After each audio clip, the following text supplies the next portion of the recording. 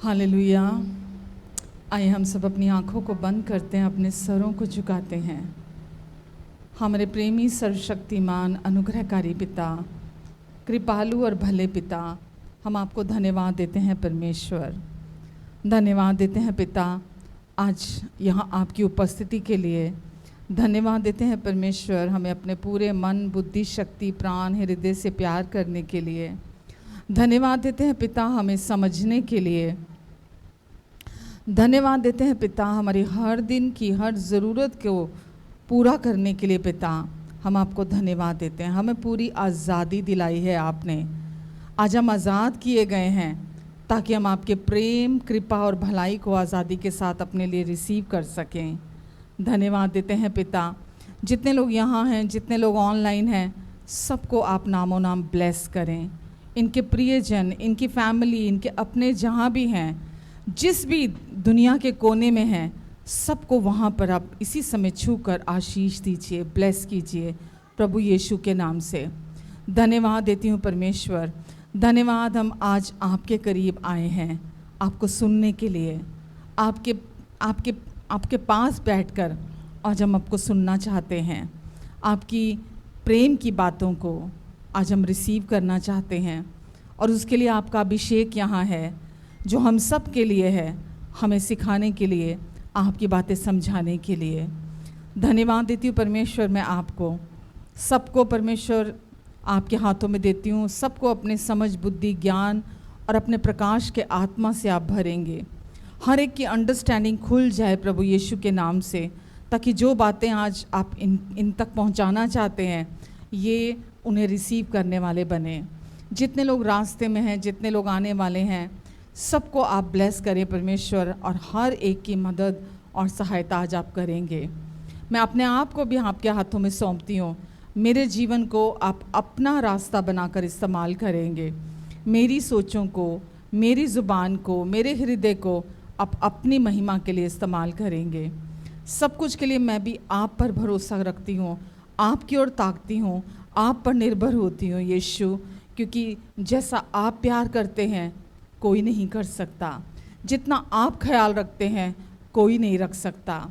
आज भी आप हमारी हर ज़रूरत को पूरा करने जा रहे हैं और आप चाहते हैं हम एक बेफिक्र बच्चे की तरह आपकी ओर देखें, एक बेफिक्र बच्चे की तरह आप में रेस्ट करें, क्योंकि आपको हमारा ख्याल है, आपको हमारा ध्यान है, आपको हमारे अपनों का ध्यान है, आपको हमारे जीवन से हर जुड़ी हुई बात का ध्यान है। यीशु हम सारी महिमा आपको देते हैं प्रभु। धन्यवाद देते हैं यीशु, धन्यवाद देते हैं प्रभु जी। हालेलुया, आमेन, आमेन, आमेन, हालेलुया। तेरा लहू, तेरा लहू, तेरा लहू पाक करता है। तेरा लहू, तेरा लहू, तेरा लहू, तेरा लहू, तेरा लहू पाक करता है। तेरा लहू कुव्वत देता है। तेरा लहू पाक करता है। तेरा लहू कुव्वत देता है। मेरे यीशु का लहू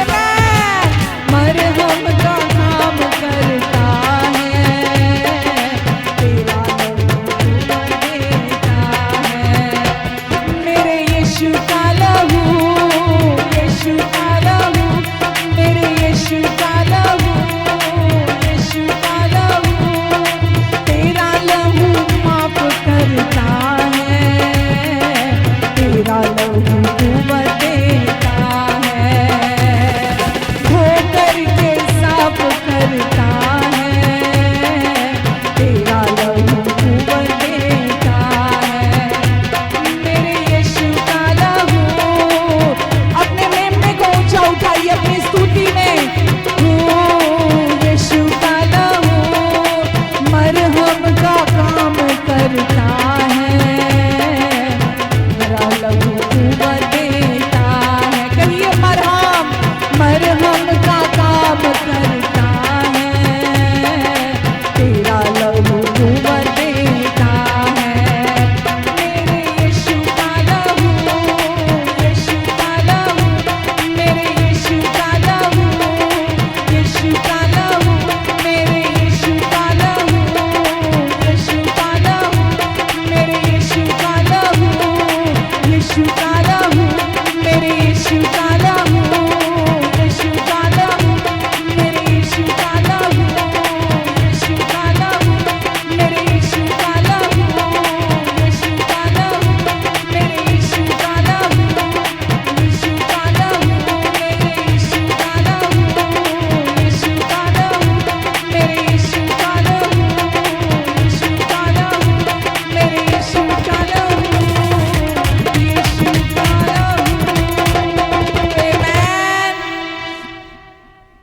मेरे यीशु का लहू, मेरे यीशु का लहू धो करके साफ करता है। यीशु का लहू ताकत देता है, हिम्मत देता है। जख्म तो क्या, नासूर भी भर देता है, क्योंकि वो मरहम का काम करता है। तेरा लहू ढाल और किला, सबकी पनाह मजबूत आसरा। तेरा लहू यीशु, तेरा लहू, हम आपके लहू के लिए धन्यवाद देते हैं यीशु, जो आपने हमारे पापों से हमें धोकर शुद्ध करने के लिए बहाया। हम आपके लहू के लिए जय जयकार करते हैं। आपके लहू ने हमें बचाया, आज भी बचाता है, संभालता है। आपके लहू के लिए आपको धन्यवाद देते हैं यीशु। पूरे दिल से आपकी स्तुति और आराधना करते यीशु, क्योंकि आप योग्य प्रभु हैं। आमेन, हालेलुया।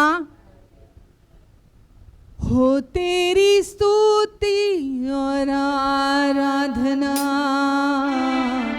करता हूँ मैं तुझसे ये प्रार्थना, महिमा से तेरी तू इस जगह को भर, जो भी तू चाहे तू यहाँ पे कर।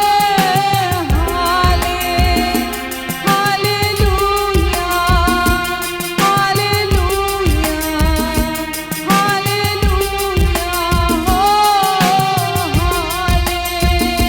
हालेलुया, हालेलुया, महिमा से तेरी नया दिन दिखाता है, ढाल बनकर मेरी मुझे बचाता है। महिमा से तेरी नया दिन दिखाता है, ढाल बनकर मेरी मुझे बचाता है। जब मैं पुकारूं तू दौड़ आता है, जब मैं गिरूं मुझे उठाता है। हालेलुया, हालेलुया, हालेलुया, हो हालेलुया,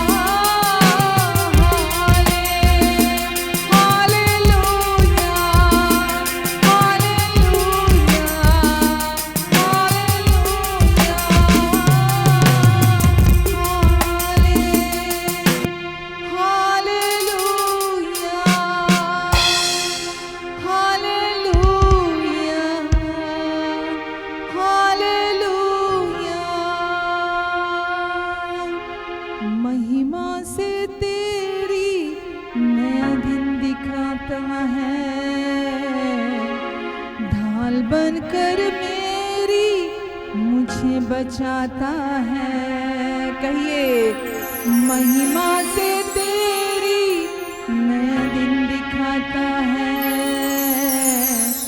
ढाल बनकर मेरी मुझे बचाता है। जब मैं पुकारूं तू दौड़ आता है। जब मैं गिरूं मुझे उठाता है।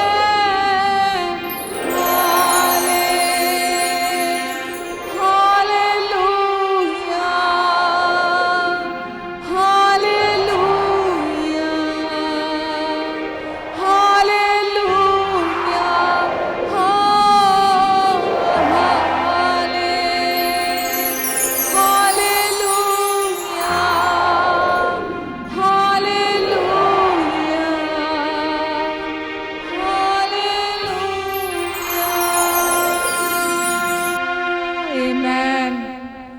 सारे जहां में तुझसा कोई नहीं, कोई नहीं, कोई नहीं, कोई नहीं।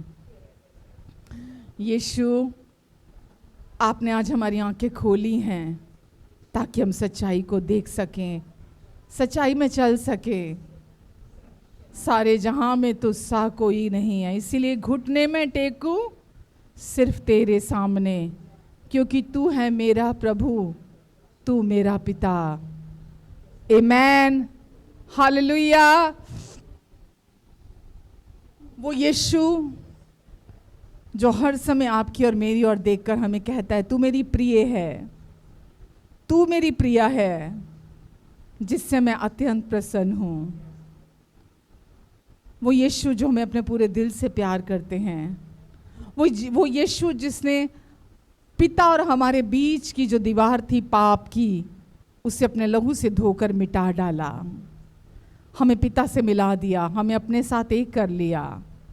आज हम पिता के साथ, यीशु के साथ, पवित्र आत्मा के साथ एक कर दिए गए हैं। धन्यवाद देते हैं यीशु, हम आपको धन्यवाद देते हैं प्रभु। हालेलुया। शारोन का गुलाम हूँ मैं तेरी मसीहा।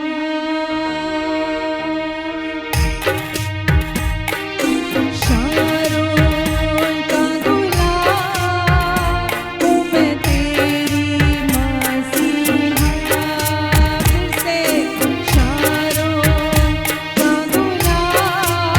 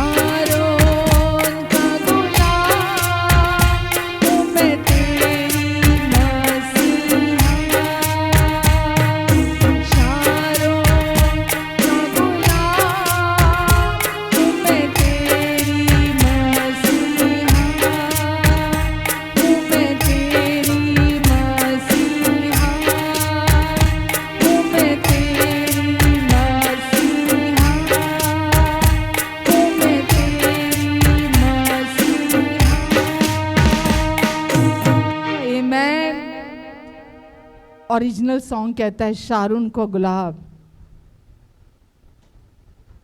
यीशु को कहता है, लेकिन सॉन्ग ऑफ सॉन्ग्स में, श्रेष्ठ गीत में यीशु हमें शारून का गुलाब कहते हैं।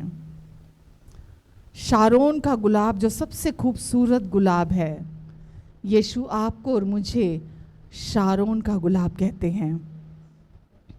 इसीलिए हम खुद को भी शारोन का गुलाब कहते हैं, खूबसूरत गुलाब। इसीलिए यीशु कहते हैं तू मेरी प्रिया है, तू सबसे सुंदर है, तू हर तरफ से सुंदर है, तू शारोन का गुलाब है, तुझ में कोई कोई कोई दोष, कोई घटी नहीं है।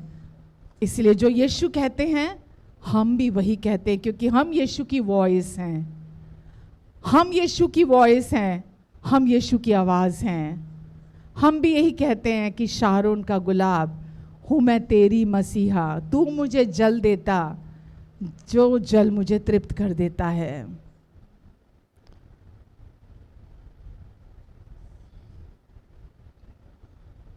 यीशु ने हमसे इतना प्यार किया, हमारे लिए वो तीसरे दिन मर कर जी उठे, हमारे लिए मरे, हमारे लिए वो गाड़े गए, हमारे लिए वो तीसरे दिन जी उठे।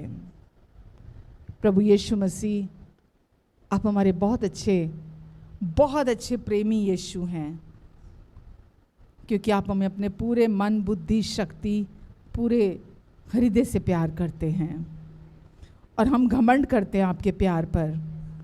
वचन कहता है जो घमंड करे वो प्रभु में घमंड करे, क्योंकि यीशु आप ही हमारी बुद्धि हैं, आप ही हमारा छुटकारा हैं, आप ही हमारी राइचसनेस है, आप ही हमारी होलीनेस है। धन्यवाद देते यीशु हम आपको, जो कुछ आप हैं इस समय वो सब हम भी हैं इस समय इस संसार में। धन्यवाद यीशु, धन्यवाद देती हूँ प्रभु, आपकी उपस्थिति यहाँ है छुटकारा देने के लिए, शैतान के हर झूठ और हर डिसेप्शन से, हर किसी के मन में जो उसने अपने झूठे गढ़ बनाए हैं उसको तोड़ने के लिए, उससे छुटकारा देने के लिए आपकी प्रेजेंस, आपका अभिषेक यहाँ बह रहा है। यीशु मैं आपको धन्यवाद देती हूँ प्रभु, आपकी उपस्थिति हर बंधन को तोड़ देती है, शैतान के हर बंधन को तोड़ देती है। और इस समय हर एक के जीवन से शैतान के हर बंधन को आप तोड़ रहे हैं। हम इसीलिए इकट्ठा होते हैं, इसीलिए संगति करते हैं, कि जब हम सब इकट्ठा होते हैं, संगति करते हैं, शैतान का झूठ आगे नहीं बढ़ पाता, वो वहाँ टूट जाता है, क्योंकि आपका अभिषेक यहाँ बह रहा है, यहाँ काम कर रहा है। यीशु मैं आपको धन्यवाद देती हूँ। इन सब के मन की आंखें खुल जाएं, इन सब के मन की आंखें खुल जाएं यीशु के नाम से, ताकि प्रभु ये आपकी सच्चाई को देख सकें। आपकी सच्चाई के लिए इनकी आंखों को खोल दीजिए।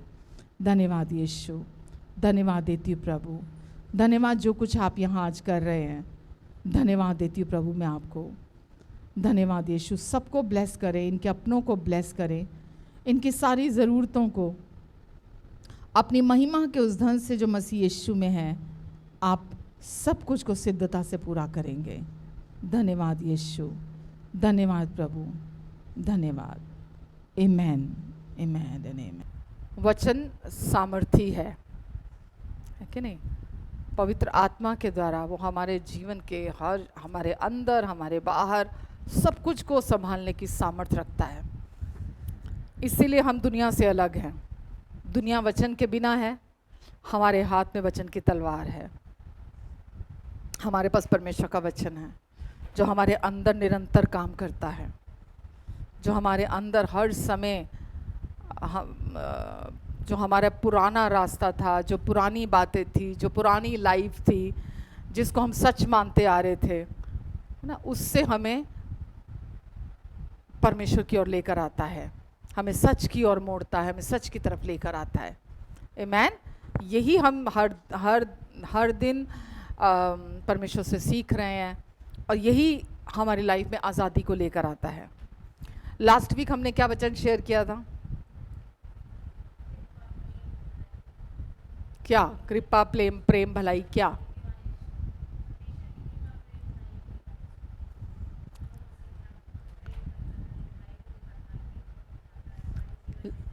लास्ट वीक हमने शुरू किया था इस एक बात से कि आज परमेश्वर हमारे बिहेवियर मॉडिफिकेशन के पीछे नहीं है। चर्च बिहेवियर मॉडिफिकेशन के पीछे है, परमेश्वर हमारी लाइफ में बिहेवियर मॉडिफिकेशन, हमारे व्यवहार के पीछे नहीं है कि हम बाहरी तौर पर तो बदलें लेकिन अंदर हमारा जीवन, हमारा मन परिवर्तन अंदर से नहीं हो रहा। तो परमेश्वर ये नहीं कह रहे हैं वचन में, है ना। लोग आज भी मोरालिटी को प्रीच करते हैं, बिहेवियर मॉडिफिकेशन की तरफ ज़्यादा है। जैसे मैंने लास्ट वीक भी बोला था, इसी को सेंटर में रखते हुए लोग प्रीच करते हैं, इसी को सेंटर में रखते हुए लोग बुक्स लिखते हैं, इसी को सेंटर में रखते हुए मतलब आज लोगों तक लोग जब पहुंचते हैं, है ना,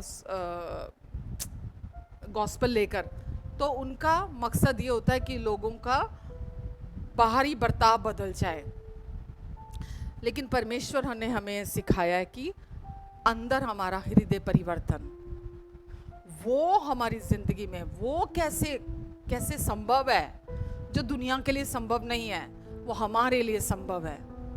क्योंकि परमेश्वर का वचन उसमें रोमियो 1 में लिखा है, परमेश्वर सुसमाचार परमेश्वर की पावर है। सुसमाचार में परमेश्वर की सामर्थ है। परमेश्वर की सामर्थ है, क्यों है परमेश्वर की सामर्थ? हमारा हार्ट ट्रांसफॉर्म करने के लिए, हमारे जीवन को बदलने के लिए, उद्धार दिलाने के लिए, हमारे जीवन को रूपांतरित करने के लिए परमेश्वर की सामर्थ है। तो हमको क्या चाहिए हमारी लाइफ में? कौन सी क्या चीज हमारे अंदर बदलाव को लेकर आए? परमेश्वर की पावर, परमेश्वर की सामर्थ हमारे जीवन में ट्रांसफॉर्मेशन को लेकर आती है। और परमेश्वर की पावर किस में है? सुसमाचार में है। और सुसमाचार हमने लास्ट वीक भी, जो अभी आपने भी बताया कि हमने लास्ट वीक ये देखा था कि परमेश्वर ने हमें पूरी तरह से आजाद कर दिया, हर बंधन को तोड़ दिया, ताकि हम परमेश्वर के प्रेम, उनकी कृपा, उनकी भलाई को अपने जीवन की फाउंडेशन बनाएं। हमारे जीवन की फाउंडेशन व्यवस्था नहीं है, मोरालिटी नहीं है, हमारे जीवन की फाउंडेशन 10 आज्ञाएं नहीं है। हमारे जीवन की फाउंडेशन क्या है? परमेश्वर का प्यार, परमेश्वर की गुडनेस, परमेश्वर की कृपा, उनका अनुग्रह, उनका ग्रेस, वो हमारे जीवन की फाउंडेशन है। जैसा हमको पता है, व्यवस्था तो मूसा के द्वारा दी गई थी, लेकिन अनुग्रह की सच्चाई प्रभु यीशु मसीह द्वारा हम तक पहुंची। यीशु ही परमेश्वर की कृपा और परमेश्वर की सच्चाई है। तो हमारे जीवन की फाउंडेशन अगर सही नहीं है, अगर फाउंडेशन हमारे लाइफ की व्यवस्था है, आज भी मोरालिटी है कि मैं सही करूंगा तो परमेश्वर से मेरा रिश्ता अच्छा होगा, अगर मेरी लाइफ सही होगी तो मैं परमेश्वर के साथ कनेक्टेड रहूंगा, मुझे ये करना है, मुझे ये करना है, मुझे ये करना है, तो परमेश्वर उसको उस रिवॉर्ड करेंगे। तो ये नहीं है फाउंडेशन, ये फ्रूट है फाउंडेशन का। राइट लाइफ किसका फ्रूट है?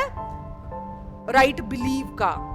जब आप सही विश्वास करते हो, आपकी सही फाउंडेशन होती है, बीज जो डाला जाएगा वही फ्रूट भी आता है। हाँ के ना? जो बीज होगा वही फ्रूट आएगा।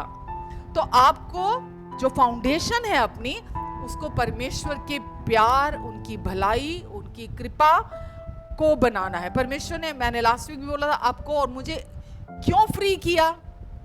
यीशु ने अपना लहू बहाया, हमारे संपूर्ण पापों को अपने लहू से धो दिया, साफ कर दिया। क्यों किया?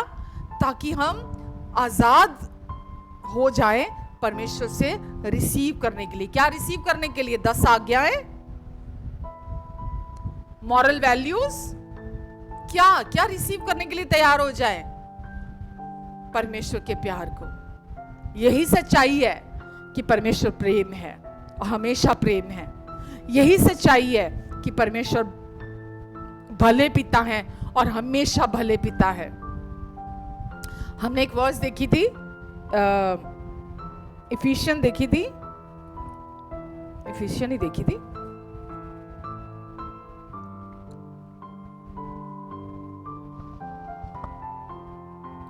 इफिशियन देखना 2:8-9।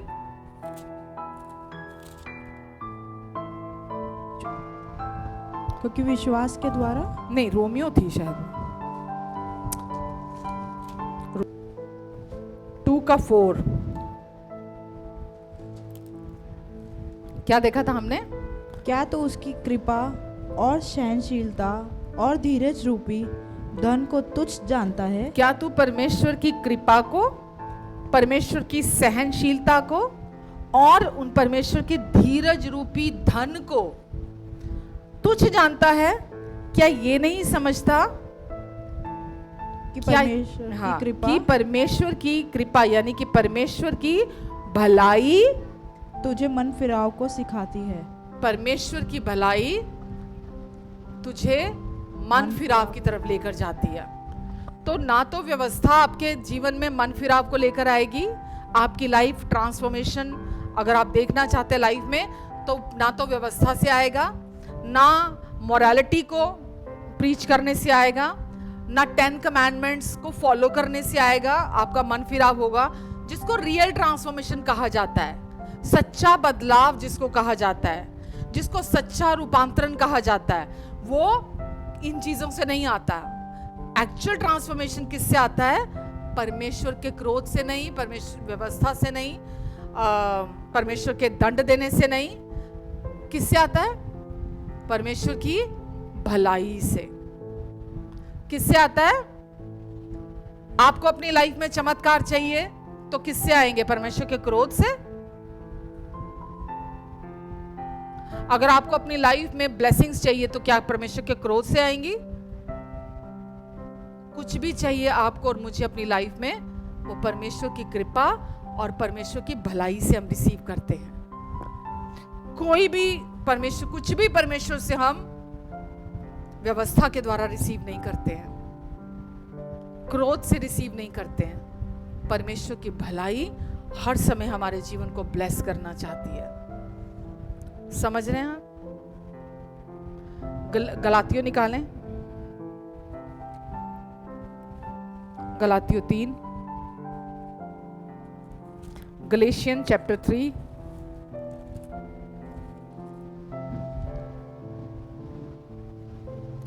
मैं पढ़ती हूं उसको।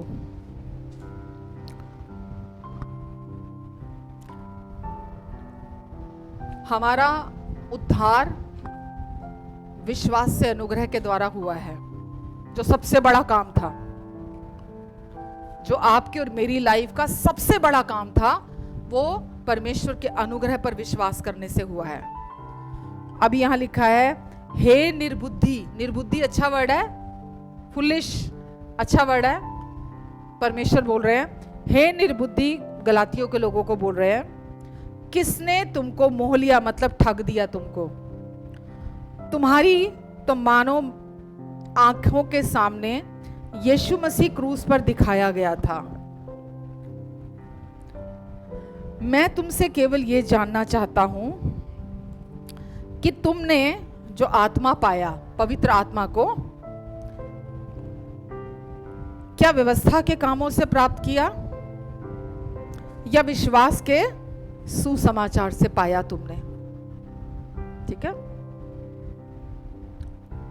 क्या तुम ऐसे निर्बुद्धि, इतने ज्यादा बेवकूफ हो गए हो कि आत्मा की रीति पर शुरू करके अब शरीर की रीति पर अंत करोगे? कि तुमने शुरुआत तो आत्मा की रीति पे करी, लेकिन अभी उसका अंत शरीर की रीति पर करोगे?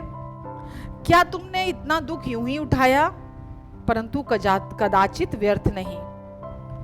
सो जो तुम्हें आत्मा दान करता है, गिफ्ट में देता है, और तुम में सामर्थ के काम करता है, तुमको आत्मा भी गिफ्ट में दिया उसने, और जो तुम में सामर्थ के काम करता है, वो क्या ये बेवकूफ बोलता हुआ परमेश्वर का वचन झिड़क रहा है उनको कि जो तुम में सामर्थ के काम करता है वो क्या व्यवस्था के कामों से या विश्वास के सुसमाचार से ऐसा करता है? समझ में आ रहा कुछ आपको कि व्यवस्था के कामों से तुम्हारे अंदर परमेश्वर सामर्थ के काम कर रहे हैं, या विश्वास का जो सुसमाचार तुमने सुना है और विश्वास के सुसमाचार के द्वारा निरंतर परमेश्वर का आत्मा तुम्हारे अंदर काम कर रहा है? आगे लिखा है, अब्राहम ने तो परमेश्वर पर विश्वास किया। क्या किया?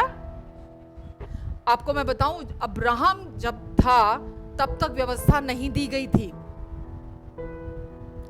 जब अब्राहम था तब लॉ नहीं आया था, व्यवस्था आई ही नहीं थी। मूसा अब्राहम के बाद आया है, व्यवस्था बाद में दी गई। तो लिखा है अब्राहम ने परमेश्वर पर विश्वास किया। क्या किया? परमेश्वर पर क्या किया? और ये उसके लिए धार्मिकता गिनी गई। आप धार्मिकता बनाए गए हो क्योंकि आप पर अनुग्रह और ज्यादा हुआ है। अब्राहम के लिए लिखा है, ये उसके लिए धार्मिकता काउंटेड इन हिज अकाउंट, धार्मिकता उसके लिए अकाउंट में डाली गई, गिना गया कि ये परमेश्वर का धर्मी बेटा है। तो ये जान लो कि जो भी विश्वास करने वाले हैं वो कौन है? वो अब्राहम की संतान है। और पवित्र शास्त्र ने पहले से ही ये जानकर कि परमेश्वर अन्य जातियों को विश्वास से धर्मी डिक्लेयर कर देगा। आज संसार के लोग धर्म के काम, पवित्र जीवन, ये सब कुछ क्यों करते हैं? परमेश्वर की दृष्टि में धर्मी बनने के लिए। संसार के लोग जो भी धर्म कर्म के काम करते हैं या जो भी पवित्र काम करते हैं वो क्यों करते हैं? ताकि परमेश्वर की दृष्टि में वो धर्मी बन सके। लेकिन यहां परमेश्वर कह रहे हैं, पवित्र शास्त्र ने पहले से ही ये जानकर कि परमेश्वर अन्य जातियों को, जेंटाइल्स को, अन्य जातियों को विश्वास से धर्मी ठहराएगा। जो कोई भी अन्य जाति, आप और मैं कौन है? हम अन्य जाति हैं।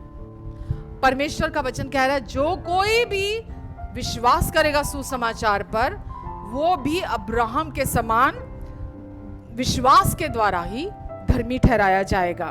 उसके लेखे में धार्मिकता डाली गई, लेकिन आप और मैं विश्वास से धर्मी ठहराए गए। यानी कि बिना कर्मों के परमेश्वर जब आज हमको देखते हैं, हमको क्या देखते हैं? आप अपने धर्मी बेटे और बेटियां। लिखा है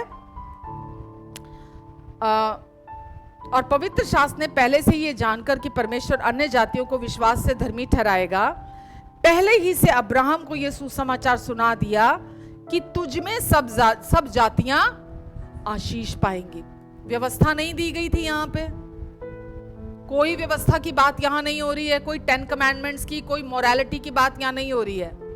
यहां लिखा है कि यीशु मसीह पर विश्वास करने के द्वारा, सुसमाचार पर विश्वास कर, जो सुसमाचार पर विश्वास करेगा वो तुझ में तेरे समान, जैसे मैं तुझे आशीष दूंगा, वो भी आशीषित ठहरेगा।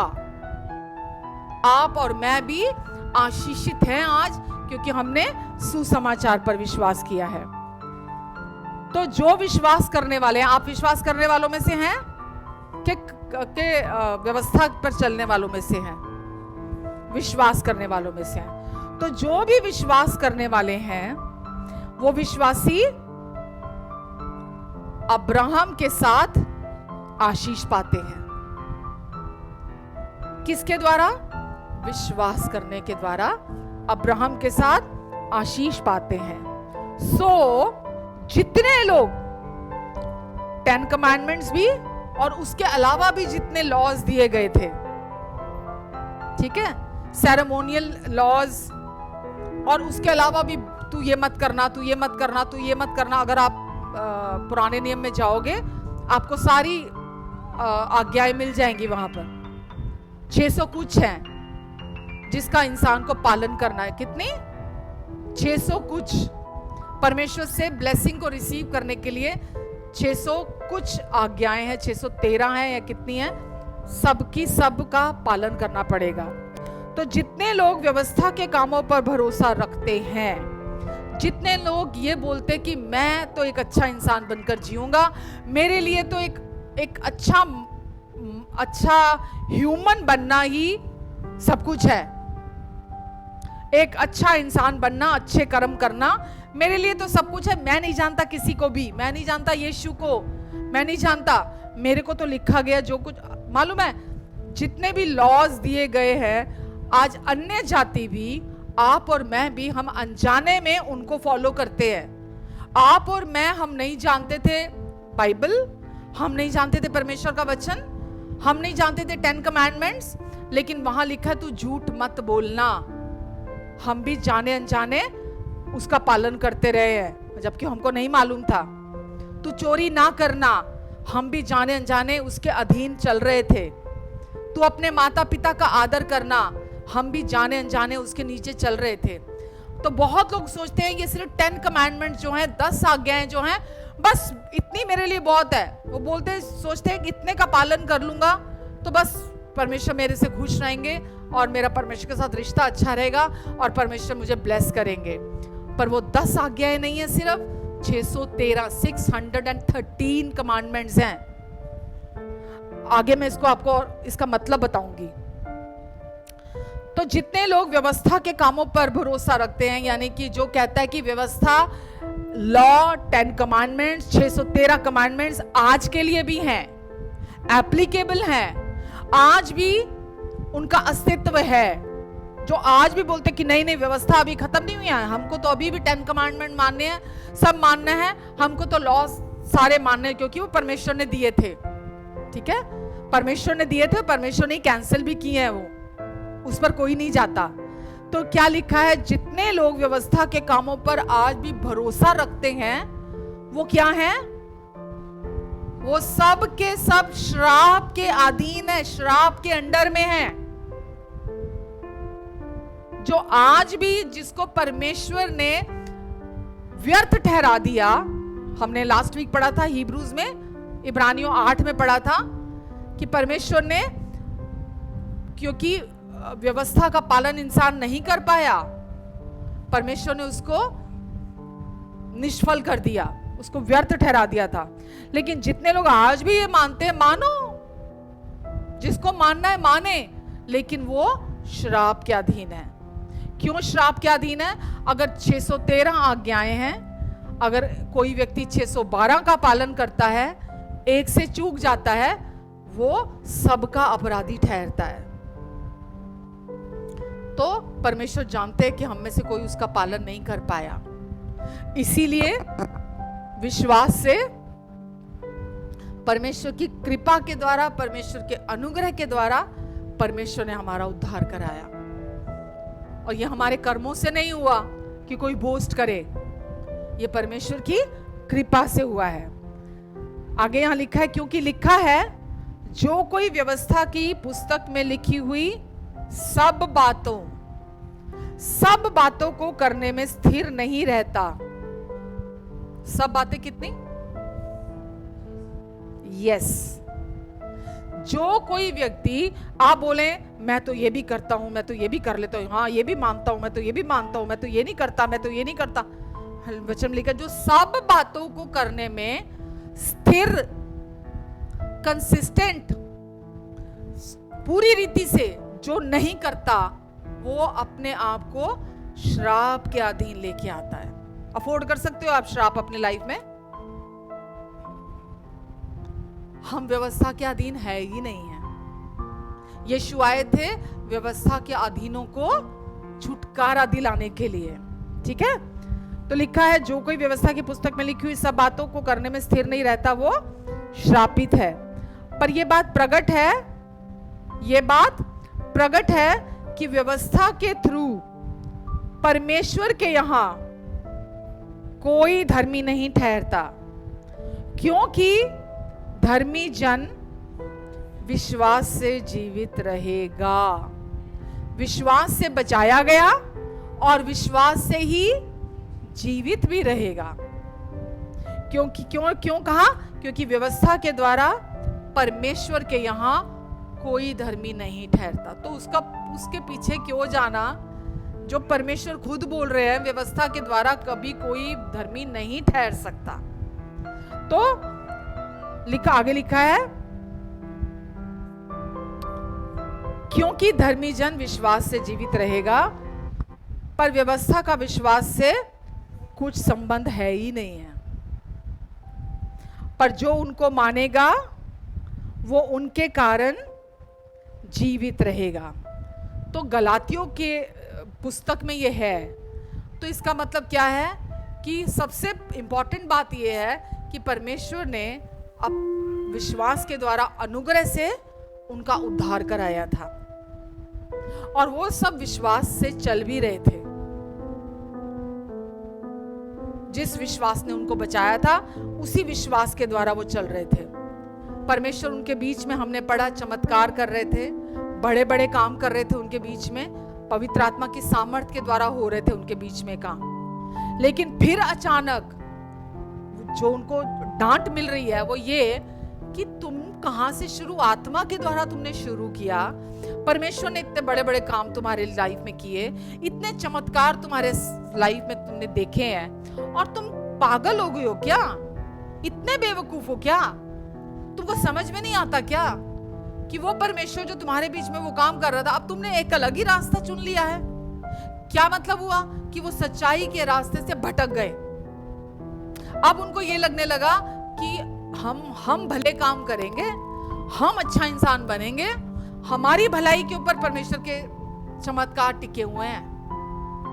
हमारी भलाई के ऊपर अगर हम अच्छा इंसान बनेंगे, हम अच्छे काम करेंगे, तो परमेश्वर के साथ हमारा रिश्ता जुड़ा रहेगा, परमेश्वर को हम अपनी तरफ अट्रैक्ट करेंगे, परमेश्वर हमसे खुश रहेंगे। वो अलग ही डॉक्ट्रिन की तरफ चले गए, अलग ही सोच उनकी चली गई। मालूम है, जो आप ये सुन रहे हो ना, ये स्वर्ग और नर्क का अंतर है इन दोनों बातों में।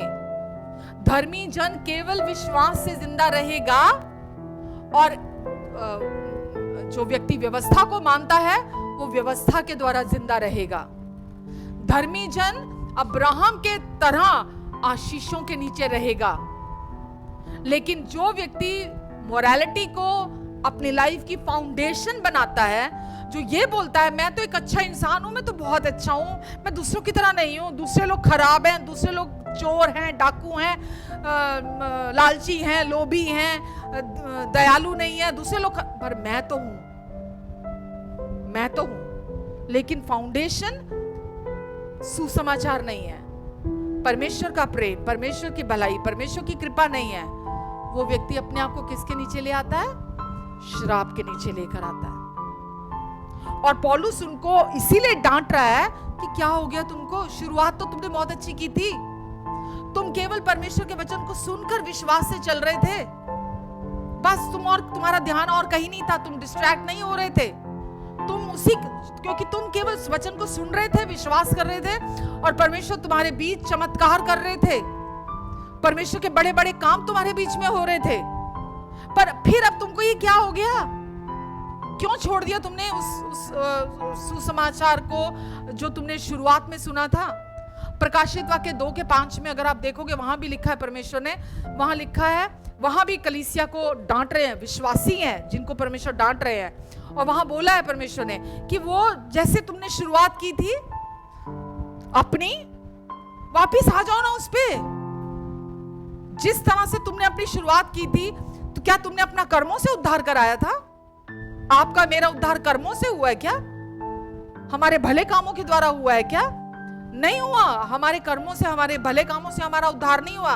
केवल विश्वास करने के द्वारा, अनुग्रह पर विश्वास करने के द्वारा हमारा उद्धार हुआ है। और वहां पर भी प्रकाशित वाक्य में परमेश्वर उनको डांट के बोल रहे हैं कि आ जाओ ना, वो अपने पहले उस पे आ जाओ, जैसे तुमने शुरुआत की थी उसी पर आ जाओ ना वापस। केवल विश्वास, केवल मेरी कृपा, मेरे प्यार पर, मेरी भलाई पर विश्वास करो। देखो मैं कैसे बड़े बड़े काम तुम्हारे बीच में करता हूं। देखना चाहते हैं अपनी लाइफ में चमत्कार, बड़े बड़े काम, सामर्थ के काम, पवित्र आत्मा को आप देखना चाहते हैं अपनी लाइफ में काम करते हुए, तो कैसे होगा? आपके अच्छे होने से, अच्छा इंसान बनने से? मोरालिटी को प्रैक्टिस करने से? अब वचन कह रहा है गलातियों की जो लोग थे उन्होंने शुरुआत सही की थी, वो विश्वास में बहुत अच्छा चल रहे थे, वो परमेश्वर के प्रेम पर भरोसा रखते हुए जो वो विश्वास का वचन सुन रहे थे केवल उसको सुनते हुए चल रहे थे, लेकिन फिर उन्होंने छोड़कर अलग रास्ता ले लिया। तो वो समझाते हुए क्या बोल रहा है, मत करो ये, क्योंकि तुम अब्राहम के समान विश्वास करने वालों में से हो। उसी विश्वास में चलो। जब तुम उस विश्वास में चलोगे परमेश्वर तुम्हारे अंदर सामर्थ्य के काम करेगा।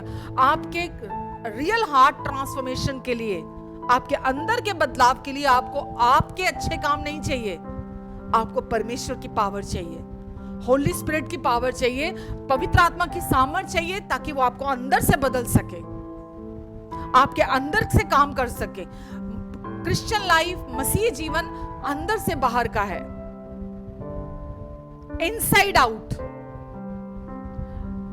संसार में लोग क्या करते हैं, वो बोलते हैं बाहर का चेंज करो ताकि तुम्हारा अंदर धुल जाए, बाहरी एक्शन चेंज करो तो तुम्हारा अंदर भी साफ हो जाएगा। ये उल्टा है। आपका अंदर चेंज होगा तो बाहर भी सब कुछ चेंज हो जाएगा। समझ रहे आप? तो एक्चुअली रिपेंटेंस क्या है, मन परिवर्तन क्या है, वो उनको क्या बोल रहा है वहां पर, मन परिवर्तन करने के लिए बोल रहा है, 180 डिग्री टर्न अराउंड करने के लिए बोल रहा है कि जो तुमने रास्ता पकड़ लिया ये नहीं, इससे शुरुआत थोड़ा की थी तुमने, भूल गए हो क्या? आत्मा से शुरुआत करके क्या शरीर में उसको खत्म करोगे? शरीर का मतलब अपने एफर्ट्स के थ्रू, अपनी परफॉर्मेंस के थ्रू, अपने सेल्फ एफर्ट, अपनी सेल्फ राइचियसनेस के थ्रू, क्या उसको वहां खत्म करोगे? शुरुआत तुमने आत्मा से की थी। धर्मी जन सिर्फ और सिर्फ विश्वास से जिंदा रहेगा। सिंपल फेथ इन जीसस, एक सरल विश्वास प्रभु यीशु मसीह में रखने के द्वारा हम अपने लाइफ में बड़े बड़े काम देखते हैं। एक सरल विश्वास, ये मैं नहीं कह रही, बाइबल कह रही है।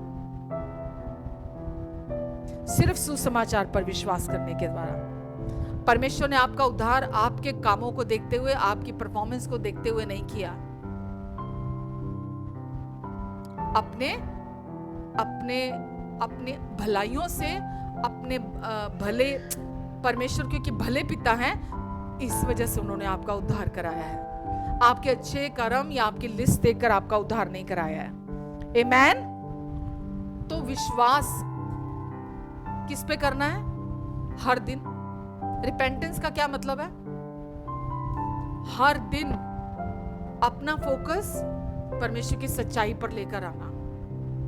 शरीर बार बार जाएगा सेल्फ एफर्ट्स की तरफ, सेल्फ राइचियसनेस की तरफ, अपने आप को प्रूफ करने की तरफ, लेकिन आपको every time, every second, every day आपको अपने आप को 180 डिग्री टर्न अराउंड करना उस रास्ते से।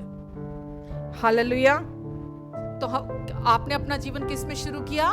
मसीह में अपना जीवन शुरू किया है। किस में शुरू किया? हेल्पलेस थे हम सब, अपनी मदद कर पा रहे थे?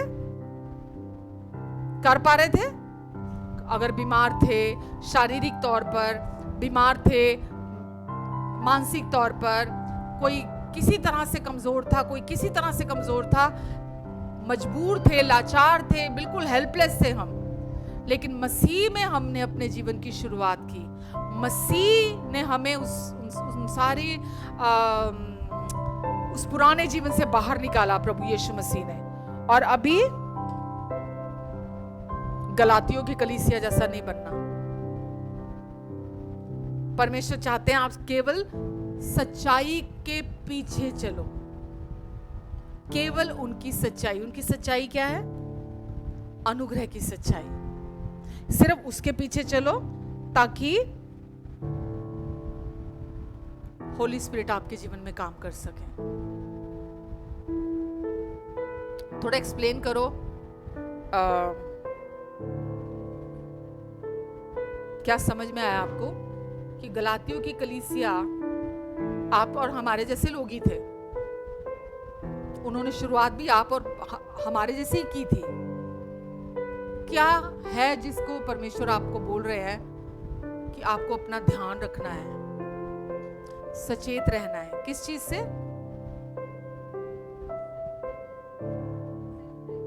सेल्फ राइचियसनेस और सेल्फ एफर्ट्स, और ये सोचना कि मैं कुछ करूंगा तो परमेश्वर कुछ करेंगे, मैं अच्छा इंसान बनूंगा, मैं अच्छा हूं, मैं ये करूंगा, मैं वो करूंगा तो परमेश्वर शायद कुछ करेंगे। रिपेंट करना मतलब अपने मन को पूरी तरह परमेश्वर की तरफ फेर देना। रिपेंट करना मतलब कुछ मांगना नहीं परमेश्वर से, बोलना नहीं। रिपेंट करना मतलब आपका मन परिवर्तन होना। मन परिवर्तन किस चीज से होना? खुद से ध्यान हटाकर, झूठ से ध्यान हटाकर, मोरालिटी से ध्यान हटाकर अपना सारा फोकस किस पे लेके जाना? परमेश्वर की सच्चाई पर लेकर जाना। शरीर की तरफ ध्यान नहीं लेके जाना, क्योंकि शरीर पर मन लगाना मृत्यु है। शरीर पर ध्यान फोकस नहीं लेके जाना, बल्कि परमेश्वर पर पूरा ध्यान लेके जाना। तो उन्होंने क्या किया था? परमेश्वर से ध्यान हटाकर सारा ध्यान अपने कामों पर, अपनी परफॉर्मेंस पर, अपनी भलाइयों पर, सारा फोकस उस पे ले गए थे। आपको और मुझे अपना ध्यान सिर्फ परमेश्वर पर लेकर उनकी तरफ देखना है हमेशा। आमीन।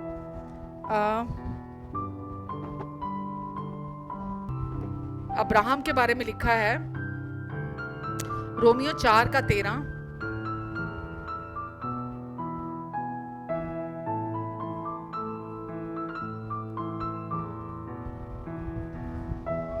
क्योंकि ये प्रतिज्ञा की वह जगत का वारिस होगा, ना अब्राहम को ना उसके वंश को व्यवस्था के द्वारा दी गई थी। बस क्या लिखा है? क्योंकि ये प्रतिज्ञा की वह जगत का वारिस होगा, कि वो जगत का वारिस होगा। छोटा वर्ड है ये। किसका वारिस होगा? जगत का। एक 50 गज के प्लॉट का, 80 गज के प्लॉट का, हाँ चलो 200 गज के प्लॉट का, चलो 500 गज के प्लॉट का, 1000 गज, 1 कनाल, 1 एकड़, पूरे संसार का। ये प्रतिज्ञा कि वो जगत का वारिस होगा। क्या पढ़ा आपने? ना तो अब्राहम को और ना उसके वंश को। उसका वंश कौन है? हम। ना तो अब्राहम को ना उसके वंश को व्यवस्था के द्वारा दी गई थी। समझ में आ रहा है आपको? परंतु विश्वास की धार्मिकता के द्वारा ये प्रॉमिस मिला। केवल विश्वास करने के द्वारा ये प्रॉमिस मिला है। हम छोटी छोटी चीजों के लिए मरते रहते हैं, छोटी छोटी चीजों के पीछे भागते रहते हैं, पर वचन कह रहा है जगत का वारिस होना अब्राहम को बोला गया। आपको पता है अब्राहम कितना अमीर आदमी था। उसके पास कितने नौकर चाकर, दास दासियां थे, कितने भेड़ बकरियां, कितने जानवर, कितने घरेलू जानवर, पशु पक्षी, कितना अमीर आदमी था, धनी व्यक्ति था वो अब्राहम। और लिखा है कि वो जगत का वारिस होगा। व्यवस्था तो तब दी ही नहीं गई थी, व्यवस्था तो तब थी ही नहीं, 10 कमांडमेंट्स नहीं थी, बाकी की जो टोटल 613 है वो आज्ञाएं तब नहीं थी कि उसका पालन करने के द्वारा परमेश्वर ने बोला जा तू इनका पालन कर, तू जगत का वारिस हो जाएगा। लिखा है ये प्रॉमिस परमेश्वर ने जब उसको दिया कि तू जगत का वारिस होगा, तो व्यवस्था के द्वारा नहीं बोला था परमेश्वर ने।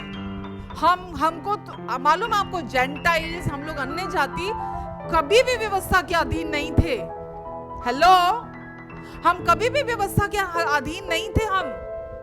ये परमेश्वर ने इजराइलियों को दी थी, हमें तो दी ही नहीं थी। और हम ऐसी शिक्षा सुन लेते हैं कि हम सोचते हैं कि 10 आज्ञाएं मेरे लिए भी हैं, क्योंकि ये बाइबल में लिखी गई हैं, क्योंकि परमेश्वर का वचन कह रहा है, तो ये मेरे लिए है। आप और मैं तो हम थे ही नहीं 10 आज्ञाओं के नीचे कभी भी। हम क्रूस के उस तरफ नहीं, हम क्रूस के इस तरफ भी हैं, हम इस तरफ हैं। हम अन्य जाति लोग हैं। अन्य जाति कभी भी व्यवस्था के अधीन नहीं थे। सुन रहे हैं आप? और हम आज भी व्यवस्था के अधीन अपने आप को लेकर आते हैं कि नहीं नहीं, क्योंकि गलत शिक्षा सुनी है। और पौलुस यही डांट रहा है कि क्या कर रहे हो तुम? क्या तुमको आत्मा व्यवस्था के मानने से मिला है? क्या परमेश्वर तुम्हारे बीच में चमत्कार जो कर रहे हैं, बड़े बड़े काम कर रहे हैं, क्या व्यवस्था को मानने के द्वारा कर रहे हैं? क्या हो गया तुमको? इसीलिए आगे उसने उसको डिस्क्राइब किया अब्राहम के जीवन को लेकर कि भाई जो विश्वास करने वाले हैं, जो सुसमाचार, जो गॉस्पेल पर विश्वास करते हैं, परमेश्वर की गुड न्यूज जो यीशु ने क्रूस पर काम पूरा कर दिया, जो यीशु के काम पर, यीशु की परफॉर्मेंस पर, जो यीशु ने क्रूस पर पूरा कर दिया, जो उस पर विश्वास करते हैं, वो अब्राहम के साथ वारिस हैं। जैसा अब्राहम ब्लेस्ड, परमेश्वर ने उसको ब्लेस किया था, ऐसे वो लोग भी ब्लेस्ड हैं। तो वो लोग अपने कर्मों से, अपनी भलाइयों से, अपने अच्छे कर्मों से आशीष नहीं प्राप्त करते हैं, क्योंकि परमेश्वर इसको सेल्फ राइचियसनेस बोलते हैं। हमारे प्रयास, हमारी कोशिशें, यही तो व्यवस्था है। और क्या है व्यवस्था? हम आज अपने परफॉर्मेंस से, हम आज अपने एफर्ट से परमेश्वर को अपनी तरफ खींचना चाहते हैं कि परमेश्वर मुझसे खुश हो जाए, परमेश्वर मुझे ब्लेस करें। हाँ, आपकी कोशिशों से वो आपको ब्लेस नहीं करेंगे। आपका कोई कंट्रीब्यूशन परमेश्वर को नहीं चाहिए कि मे भी आप बहुत लंबी प्रार्थनाएं करेंगे, या आप बहुत अच्छे अच्छे कर्म करेंगे, या आप बहुत भलाई के काम करेंगे तो परमेश्वर आपको ज्यादा माफ कर देंगे, परमेश्वर आपको ज्यादा प्यार करेंगे, परमेश्वर आपको ज्यादा ब्लेस करेंगे। आप आशीषित बना दिए गए हो, आप आशीषित हो। आपको सिर्फ यीशु पर डिपेंड होना है। आप मुझे बताओ, क्रूस पर जब यीशु थे और दोनों तरफ दो डाकू थे, हाँ के ना, दो डाकू थे, तो उनमें से एक ने क्या बोला यीशु को? जब उसने यीशु को देखा, परमेश्वर की महिमा में यीशु को देखा, तो उसने क्या बोला कि तू मुझ पर भी कृपा करना कि तेरे साथ मैं भी स्वर्ग में प्रवेश करना चाहता हूं। आप मुझे बताओ, उसने कितनी व्यवस्था का पालन किया था?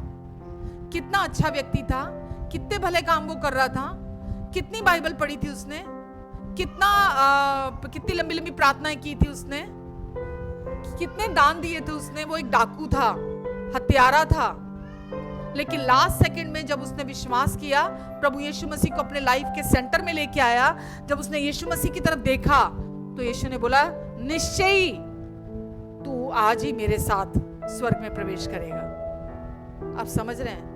आप अपने भले कामों पर निर्भर मत हो और अपने आप को, शैतान को कंडेम मत करने दो। हम अपने आप को कंडेम करके अपने आप को डिमोनाइज कर लेते हैं। पता है आपको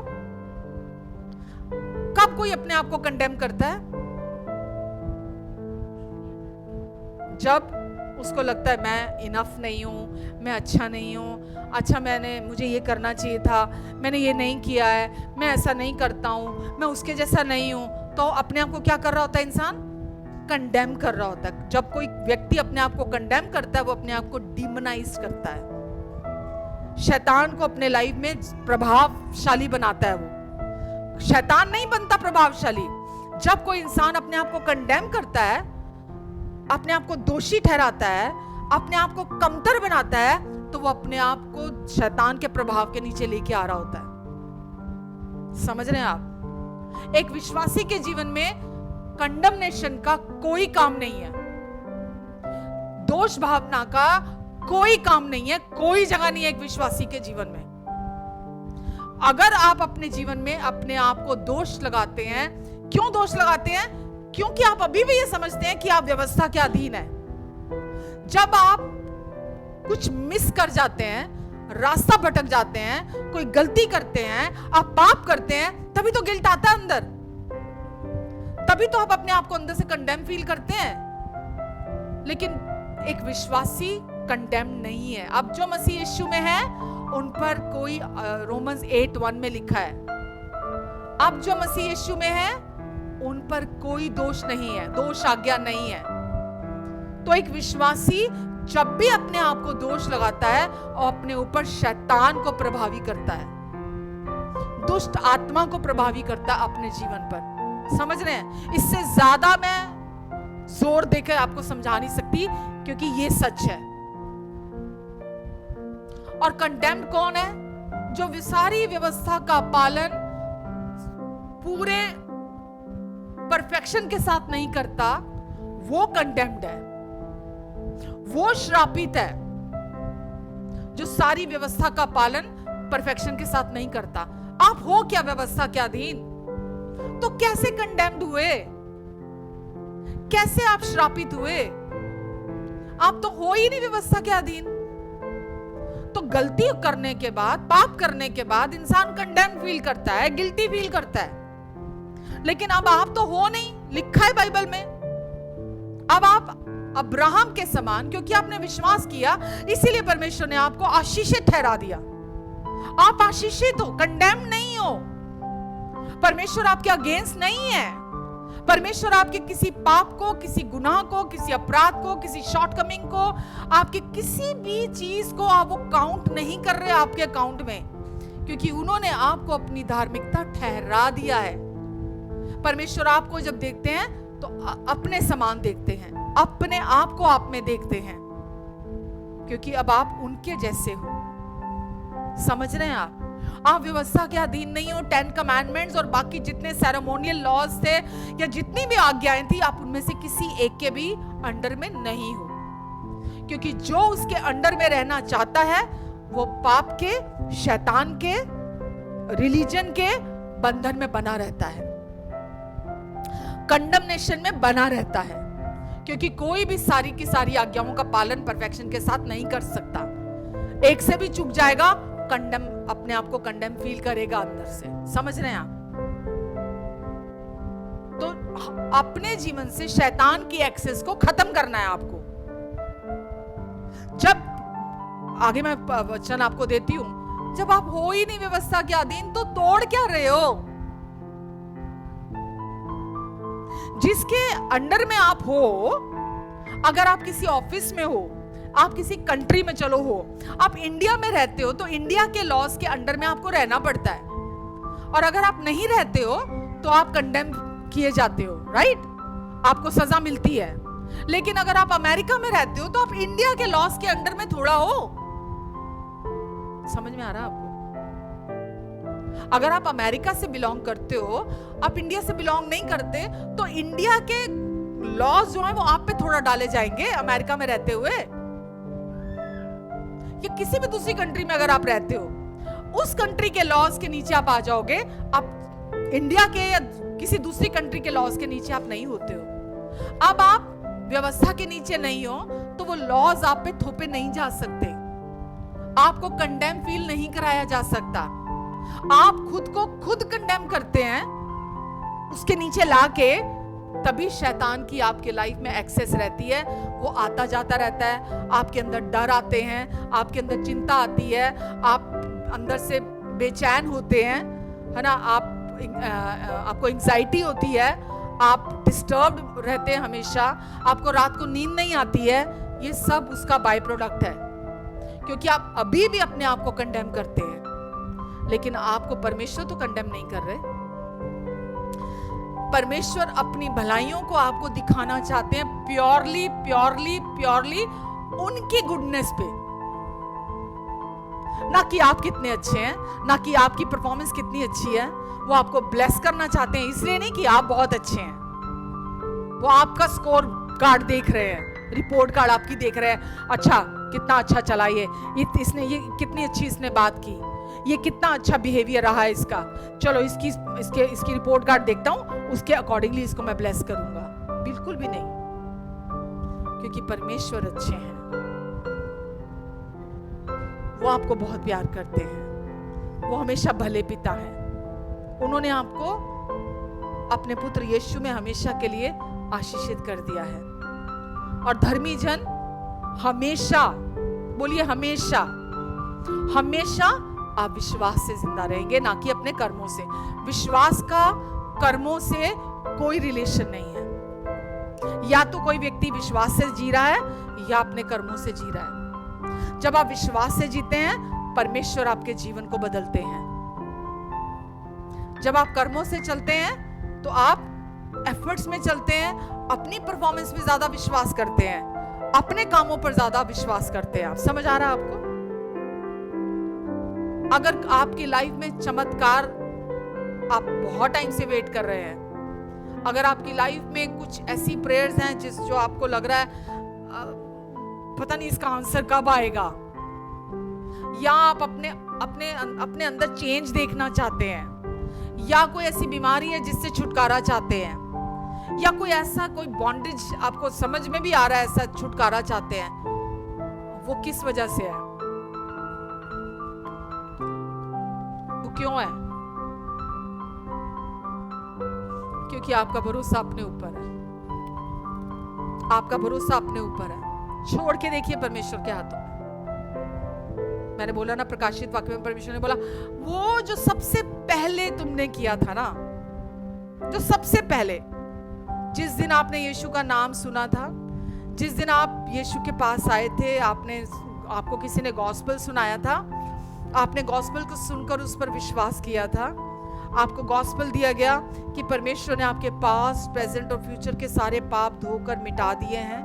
परमेश्वर अब आपके अगेंस्ट नहीं है, परमेश्वर आप पर कभी गुस्सा नहीं होंगे, परमेश्वर अब आपके अच्छे पिता हैं, वो आपको अपने पूरे दिल से प्यार करते हैं, वो आपको अपनी भलाइयों से हर दिन हैरान करना चाहते हैं। जो तुमने सबसे पहले सुना था, और उस गॉस्पेल ने तुम्हारा सैल्वेशन, सारे पापों से मुक्ति करा दी थी, तुमको पाप से मसीह में लाके रख दिया था।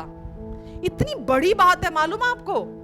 पहले हमारा जीवन पाप में था, पाप में, वी वर इन सिन, हम पाप में थे, but now we are in Christ. समझ में आ रहा है आपको? परमेश्वर ने, आप पहले पाप में थे, आपका जीवन पाप में स्थापित था, पाप से आपको निकाल कर मसीह में स्थापित कर दिया। ये कोई इंसान अपने कर्मों से नहीं कर सकता था, ये परमेश्वर ने किया। जिस दिन आपने गॉस्पेल को सुनकर विश्वास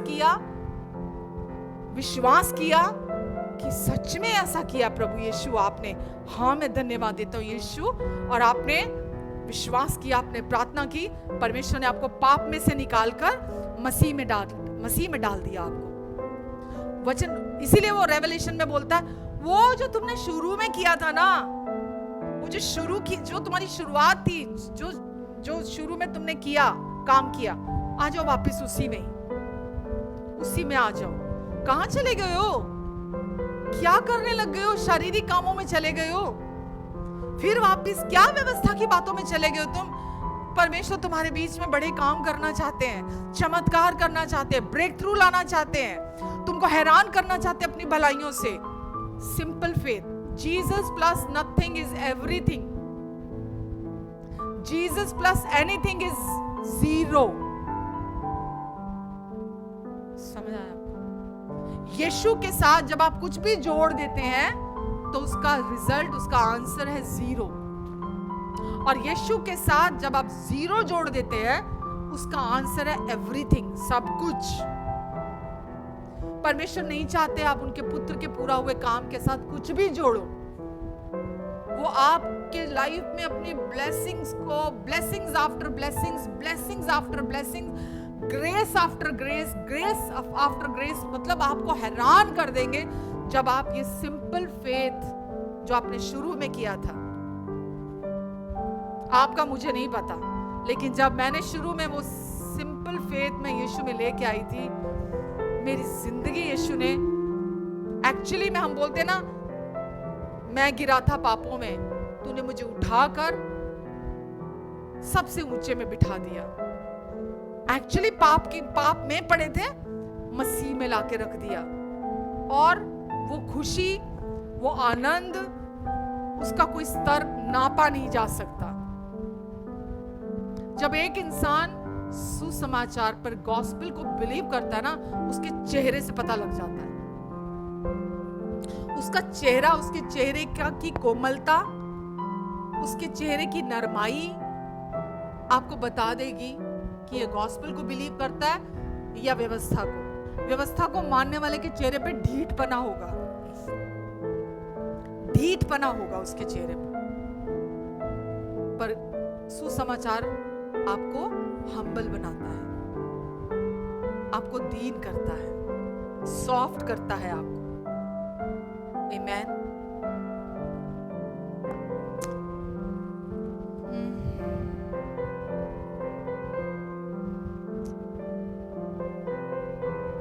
रोमियो 4:15।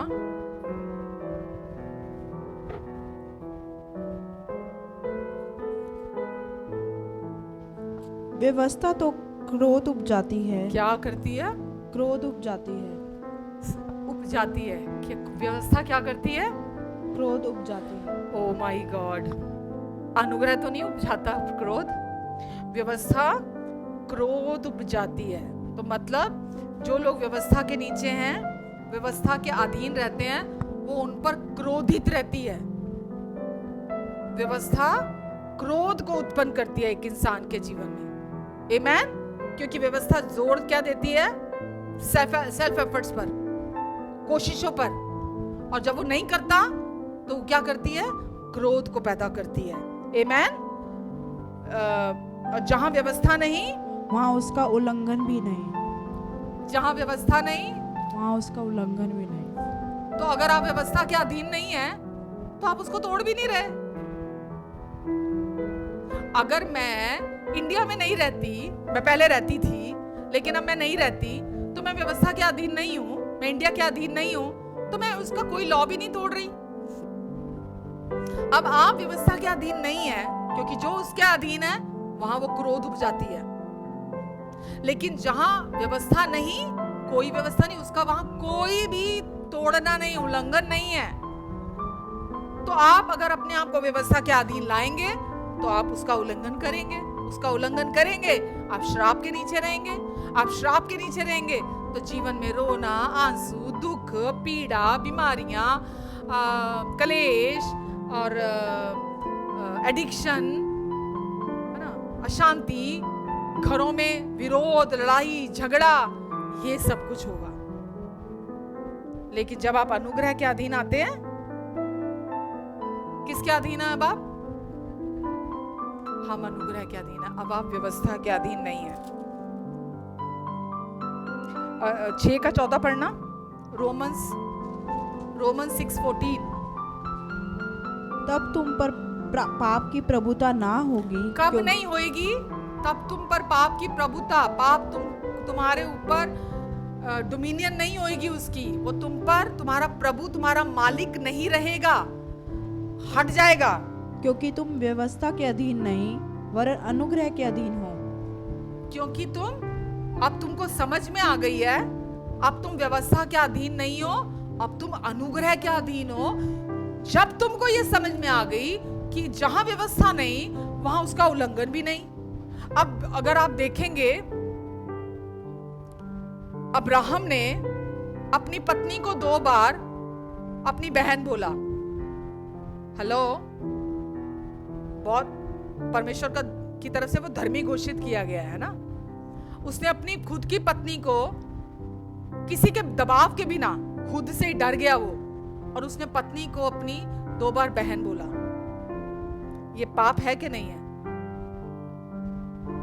उसने फिरौन राजा के सामने डर गया कि ये मेरी पत्नी को ले लेगा, और लेता तो ले ले, पर ये अगर इसको पता चल गया मेरी पत्नी है, मुझे मार देगा, क्योंकि वो उसको अपनी पत्नी बनाना चाहेगा।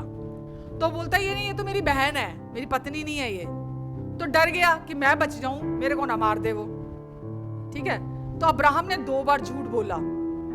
बाइबल कहती है सारा हंसी परमेश्वर के ऊपर, जब परमेश्वर ने बोला कि अगले साल तेरे औलाद होएगी, तो वो 90 साल की हो चुकी थी, बांझ थी, बूढ़ी थी। और जब परमेश्वर उसके बारे में बोल रहे हैं कि देख तेरे अगले साल तेरा इस समय बेटा होगा, तो वो हंसने लग गई परमेश्वर के वचन के ऊपर। तो ये सही बात है? नहीं ना, ये भी गलत बात है। तो झूठ बोला उसने, अब्राहम ने 2 बार।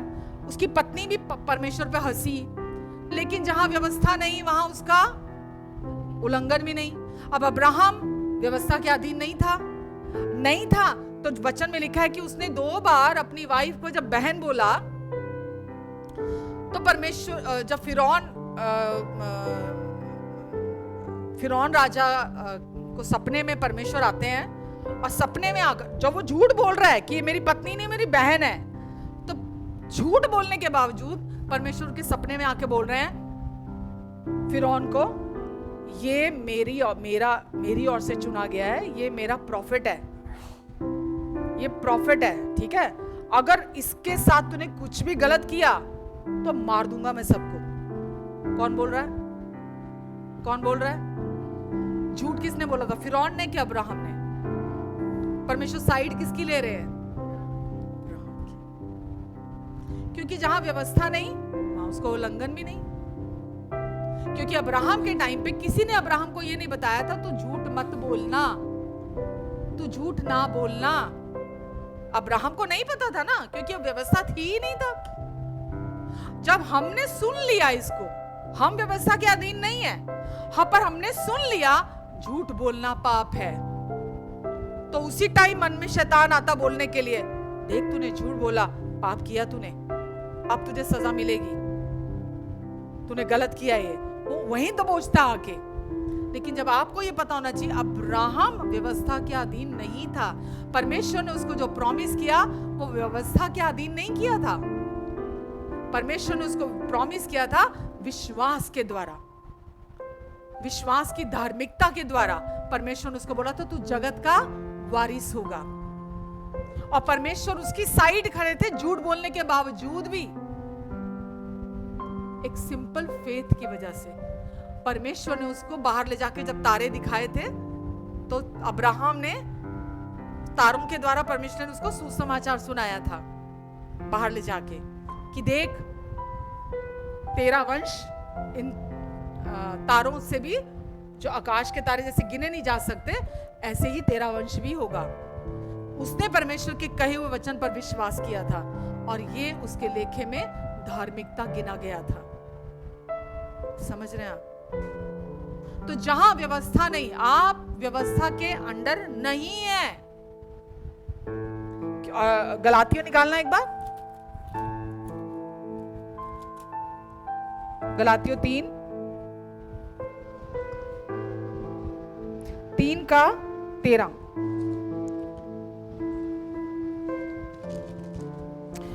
बारह भी पढ़ देती हूँ वापिस से। पर व्यवस्था का विश्वास से कोई संबंध नहीं, क्योंकि जो उनको मानेगा वह उनके कारण जीवित रहेगा। मसीह ने जो हमारे लिए शापित बना, हमें मोल लेकर व्यवस्था के शाप से छुड़ाया, क्योंकि लिखा है जो कोई काट पर लटकाया जाता है वह शापित है। यह इसलिए हुआ कि अब्राहम की आशीष मसीह यीशु में अन्य जातियों तक पहुँचे और हम विश्वास के द्वारा उस आत्मा को प्राप्त करें जिसकी प्रतिज्ञा हुई है। आमेन। तो लिखा है पर व्यवस्था का विश्वास से कोई संबंध नहीं है। तो यहाँ क्या लिखा है? वो चीज जो विश्वास से नहीं है उसके साथ अब हमारा कोई संबंध नहीं है। तो व्यवस्था विश्वास से नहीं है, इसीलिए हमारा भी व्यवस्था के साथ अब कोई रिलेशन नहीं है, कोई संबंध नहीं है, क्योंकि व्यवस्था विश्वास से नहीं है। आमेन। तो जो विश्वास से नहीं है उसको आप विश्वास के साथ नहीं मिला सकते। जो विश्वास से नहीं है उसको विश्वास के साथ नहीं मिलाया जा सकता। आमेन। समझ रहे हैं आप? तो ये क्यों कैसे हम जाने और अनजाने अन्य जाति हम व्यवस्था का पालन कर रहे थे, ठीक है। तो परमेश्वर ने, चाहे वो इस्राएली थे, चाहे वो अन्य जाति थे, चाहे कोई भी था, सबको मसीह में एक कर दिया। हम सबको मसीह में एक कर दिया। यीशु हम सब के पापों को लेकर क्रूस पर गए, हमारे लिए अपना लहू बहाया। लिखा है जो काठ पर लटकाया जाता है वो श्रापित कहलाता है। यीशु आपके लिए और मेरे लिए श्राप किससे आते थे? व्यवस्था को तोड़ने से।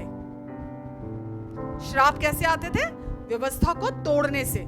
तो लिखा है यीशु हमारे लिए क्रूस पर श्रापित हुए ताकि व्यवस्था का वो जो तोड़ने का कोई भी श्राप है, आज तू चोरी ना करना, तू झूठ ना बोलना, तू व्यभिचार ना करना, तू अपने माता पिता का आदर करना, जो कुछ भी व्यवस्था कहती थी उसको तोड़ने का जो भी श्राप आता था, या जो भी सेरेमोनियल जो लॉज थे, या और भी जो बाकी की व्यवस्था, जो कुछ भी तोड़ने के थे, उसके वजह से लोगों के जीवन में श्राप आते थे। तो यीशु हम सब के लिए क्रूस पर श्रापित हुए ताकि हम सब यीशु में आशीषित हो जाएं। केवल सिंपल फेथ के थ्रू, विश्वास के द्वारा आपको ये विश्वास करना है कि यीशु मेरे लिए पाप बने, यीशु मेरे लिए क्रूस पर श्रापित हुए ताकि मैं यीशु में आशीषित हो जाऊं। मैं अब आशीषित हूं। आशीषें सामने से, पीछे से, लेफ्ट से, राइट से, ऊपर से, नीचे से, सब तरफ से अब मेरा पीछा करती हैं। परमेश्वर जैसे अब्राहम को ब्लेस किया, बीच में मेरा वो वचन रह गया था, अब्राहम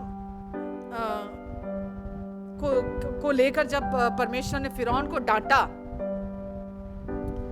कि वो मेरा आदमी है, वो प्रॉफिट है, तो बाइबल में लिखा है उस अब्राहम ने उनके लिए प्रार्थना की, वहां के लोगों के लिए, और वहां लोग चंगे हो गए और लोगों की जो कोख थी वो खुल गई। औरतें बच्चे पैदा करने लगी, 5 औरतें बच्चे पैदा करने लगी, और उनके जीवन अब्राहम के प्रार्थना की वजह से परमेश्वर ने उनका उत्तर दिया। और वापसी में फिर अब्राहम को फिरौन राजा ने रुपया, पैसा, सोना, चांदी, अपने जानवर सब देकर ब्लेस करके भेजा, क्योंकि उसके मन में परमेश्वर का भी डर आ गया था अब्राहम के, फिरौन राजा के मन में।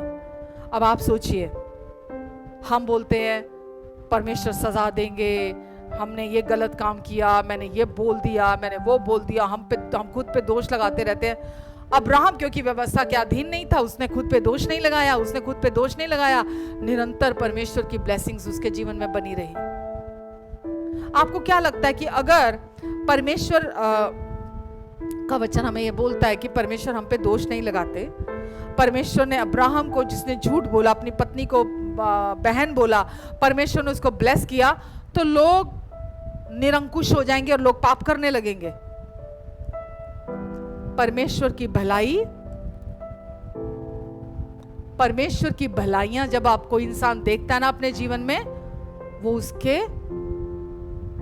मन के परिवर्तन का कारण बनती है।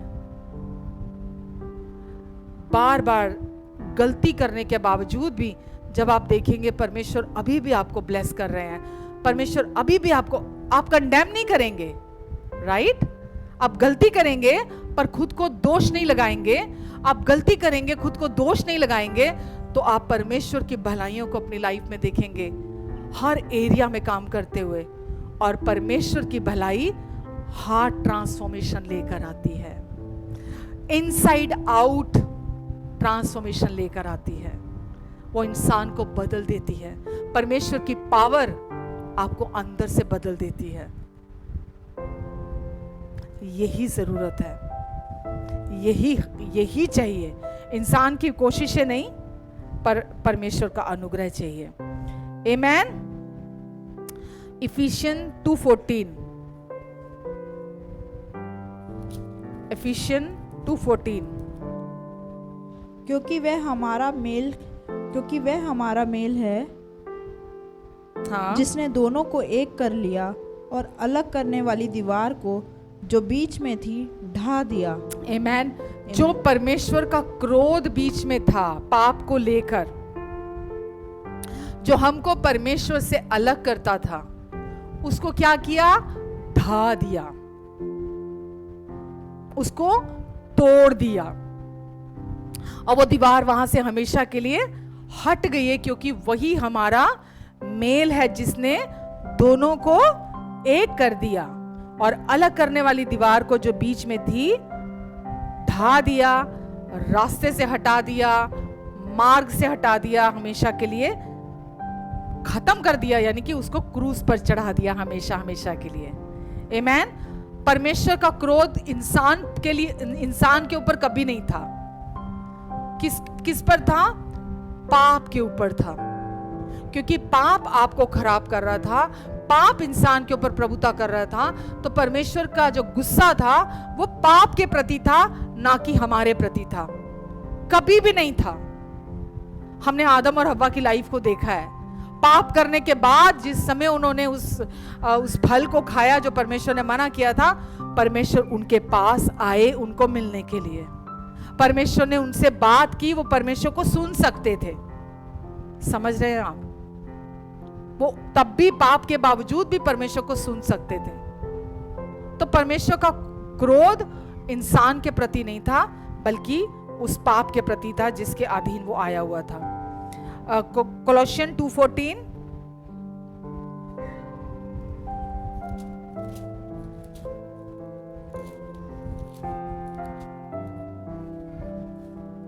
कोलोसियन 2:14, कुलुसियों 2:14। और विधियों का वह लेख जो हमारे नाम पर और हमारे विरोध में था, मिटा डाला और उसे क्रूस पर कीलों से जड़कर सामने से हटा दिया है। क्या किया? क्या समझ में आया आपको? विधियों का वो लेख, कौन सा? परमेश्वर की व्यवस्था, वो जो लॉज थे जो हमारे अगेंस्ट थे, जिसको इंसान तोड़ता था उसकी वजह से श्राप आते थे। तो लिखा विधियों का वो लेख जो हमारे नाम पर था, हमारे विरोध में था, मिटा डाला। परमेश्वर ने मिटा डाला और उसे क्रूस पर कीलों से जड़कर सामने से हटा दिया। हटा दिया है। व्यवस्था को तोड़ने की वजह से जो आपके अकाउंट में जो आपके पाप लिखे जाते थे, जो श्राप आपके ऊपर आते थे, लिखा है यीशु ने क्रूस पर अपना लहू बहाकर उन्हें मिटा दिया, सामने से हटा दिया हमेशा के लिए। आपको धोकर अपने लहू से शुद्ध कर दिया, साफ कर दिया है। अब सिर्फ यहाँ एक क्वेश्चन है, क्या आप यीशु के क्रूस पर इस पूरा हुए काम पर विश्वास करेंगे? विश्वास करेंगे कि वो आपके उद्धार करता है? आपकी जिस समय आपने विश्वास किया, आपका उद्धार हुआ, उस समय से लेकर जब तक आप इस संसार में हैं, आपके हर क्षण, हर सेकंड के वो उद्धार करता है, क्योंकि उन्होंने आपके लिए काम पूरा कर दिया है। ये आप पर है। सिंपल फेथ, आप विश्वास करेंगे या आप विश्वास नहीं करेंगे, या आप विश्वास करेंगे, या आपका सारा फोकस अपने बिहेवियर पर होगा, अपनी डीड्स पर, अपनी परफॉर्मेंस पर, अपने आप को देखेंगे, या आप यीशु को देखेंगे जो यीशु ने क्रूस पर काम पूरा कर दिया। आप जिसको देखेंगे उसको पावर देंगे। अगर आप यीशु को देखेंगे, आप यीशु के पूरा हुए काम को अपने जीवन में पावर देंगे। गलातियों की कलीसिया ने क्या गलती की थी? अपनी परफॉर्मेंस, अपने एफर्ट, अपनी सेल्फ राइचियसनेस को वो विश्वास करने लगे थे, बजाय जो यीशु ने किया था। तो परमेश्वर बार बार आपको और मुझे भी इस चीज के प्रति आगाह करते हैं कि हमको नहीं अपने सेल्फ एफर्ट्स की तरफ जाना, हमको प्योरली प्योरली प्योरली जो यीशु ने क्रूस पर काम पूरा कर दिया, वो हमारे उद्धार करता है। वो आए हमें व्यवस्था के श्राप से छुड़ाने के लिए, अनुग्रह के अधीन लाने के लिए। पाप में हमारा जीवन था, मसीह में हमें हमारे जीवन को स्थापित करने के लिए यीशु आए थे। बिहेवियर मॉडिफिकेशन के लिए नहीं आए थे।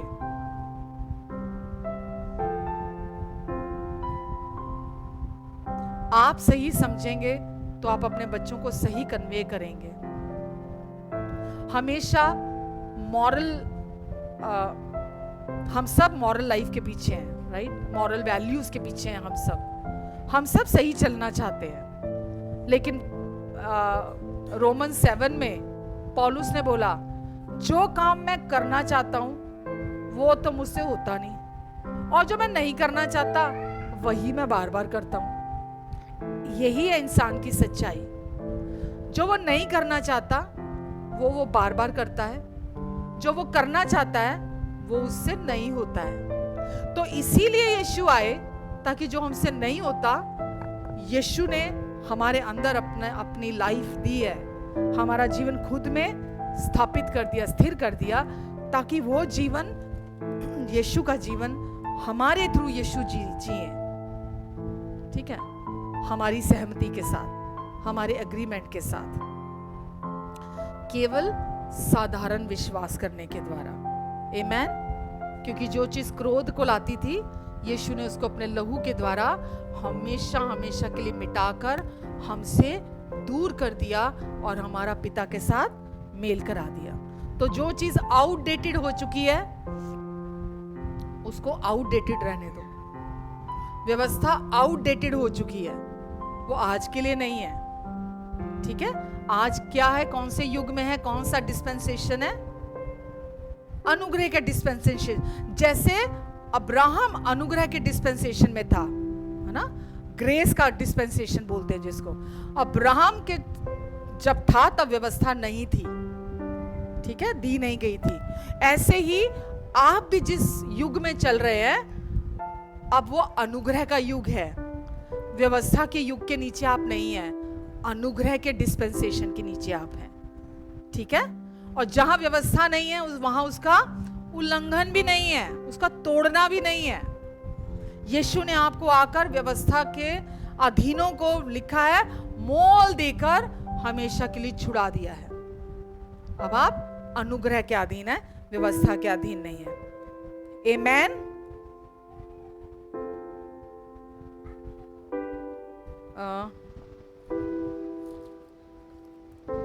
का 15 क्या लिखा था?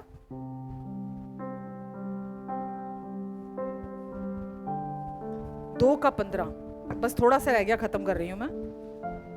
और अपने शरीर में बैर अर्थात वह व्यवस्था जिसकी आज्ञाएं विधियों की रीति पर थी, मिटा दिया कि दोनों से अपने में एक नया मनुष्य उत्पन्न करके मेल करा दे। आमेन। कितना अच्छा वचन है, कितना अच्छा वचन है। लिखा है और अपने शरीर में बैर अर्थात वो व्यवस्था, शरीर में बैर अर्थात वो व्यवस्था जिसकी आज्ञाएं विधियों की रीति पर थी, क्या किया? मिटा दिया कि दोनों से अपने में एक नया मनुष्य उत्पन्न करके मेल करा दे। एक नया मनुष्य बनाकर मेल करा दे। तो यीशु ने आपको एक नया मनुष्य बनाकर परमेश्वर के साथ मेल करा दिया है। ठीक है, हमेशा हमेशा के लिए। और इब्रानियों 8 का 13,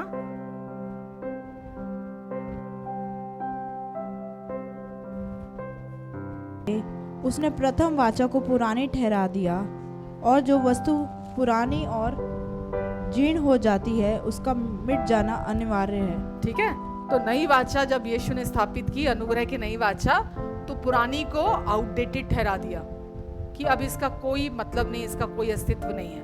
तो जो चीज पुरानी हो गई, आउटडेटेड हो गई, यीशु ने बोला उसका मिटा देना अच्छा है। तो अब आप व्यवस्था के अधीन नहीं है, अब आप अनुग्रह के अधीन है। मालूम है, अनुग्रह के अधीन जब आपको पता है ये अनअर्न्ड अनमेरिटेड फेवर है परमेश्वर का, जिसको कमाया नहीं जा सकता कभी भी, तो आप बहुत ज्यादा ग्रैटिट्यूड से भर जाते हैं, आभारी रहते हैं, कृतज्ञ होते हैं आप। लेकिन जब आप सेल्फ एफर्ट्स में जाते हैं, परफॉर्म करने की कोशिश करते हैं परमेश्वर के सम्मुख, इंसान के सम्मुख, तो आप कड़वे हो जाते हैं, कड़वाहट से भर जाते हैं आप, कठोर हो जाते हैं आप। क्या होना चाहते हैं? आभारी, धन्यवादी, ग्रैटिट्यूड से भरे हुए, या कड़वे और निराश? आपको समझ में आ रहा है? जो व्यक्ति कड़वा और निराश है, उसका सारा फोकस अपनी परफॉर्मेंस पर, अपने बिहेवियर पर, अपने भले कामों पर, अपनी अच्छाइयों पर है। इसीलिए वो कड़वा हो जाता है और निराश हो जाता है।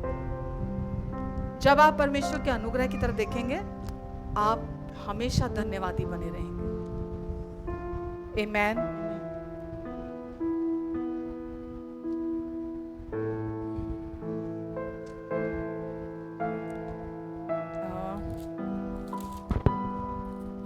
बस लास्ट एक है, मैं 1 मिनट देखूं।